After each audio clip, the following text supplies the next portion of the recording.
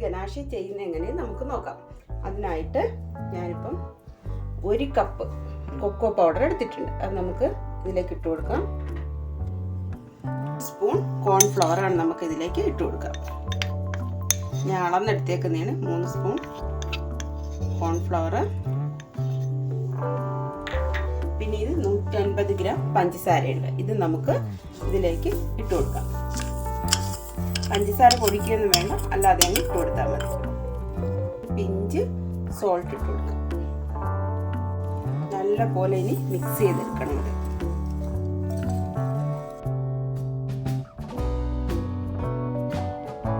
ഇത് നല്ല പോലെ നമ്മൾ മിക്സ് ചെയ്തെടുത്തിട്ടുണ്ട്. ഇനി ഇതിലേക്ക് നമുക്ക് 1 കപ്പ് പാലെടുത്ത് കുറച്ചായിട്ട് ഒഴിച്ച് നമുക്ക് മിക്സ് ചെയ്യാം. ആദ്യം കുറച്ച് ഒഴിച്ചു കൊടുത്ത് നമുക്ക് മിക്സ് ചെയ്തെടുക്കാം.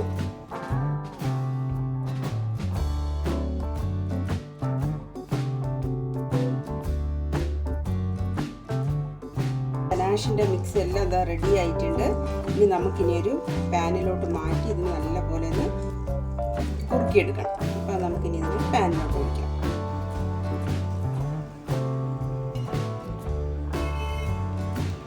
ഞാൻ ഒഴിച്ചിട്ടുണ്ട്. ഇതിന് നല്ല പോലെ കുറുക്കിയെടുക്കണം. ചെറിയ ഒരു മീഡിയം തീയിലിട്ടാണ് നമ്മളിതിന് കുറുക്കിയെടുക്കേണ്ടത്. ചോക്ലേറ്റ് ഗനാഷ് ഒരുവിധം റെഡിയായി കുറുക്കി വരുന്നുണ്ട്. ഈ ടൈമിൽ നമുക്കൊരു 1.5 സ്പൂൺ ബട്ടർ ഇട്ട് കൊടുക്കണം കേട്ടോ. നമുക്ക് ബട്ടർ ഇതിലേക്ക് ഇട്ട് കൊടുക്കാം.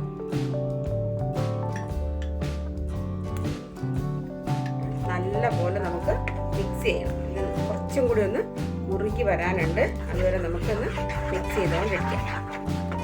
തീ ഏറ്റവും കുറച്ചിട്ട് നമ്മൾ ചെയ്യാവുള്ളൂ.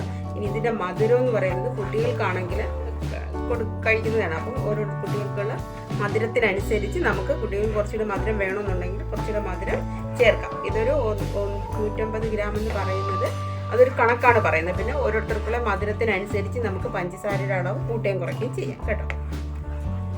ചോക്ലേറ്റ് ഗനാഷ് ഇവിടെ റെഡി ആയിട്ടുണ്ട്. ഇനി നമുക്ക് ഗ്യാസ് ഓഫാക്കാം.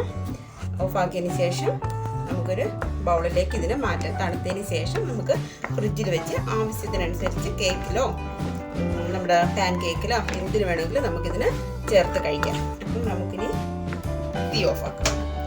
നമ്മുടെ വീഡിയോ ഇഷ്ടപ്പെട്ടിട്ടുണ്ടെങ്കിൽ ചാനലൊന്ന് ലൈക്ക് ചെയ്യണം, കമൻറ്റ് ചെയ്യണം. അതുപോലെ വീഡിയോ ഒന്ന് ലൈക്ക് ചെയ്യണം, കമൻറ്റ് ചെയ്യണം. എൻ്റെ ചാനൽ കൂടെ ഒന്ന് സബ്സ്ക്രൈബ് ചെയ്യണം. Thank you for watching.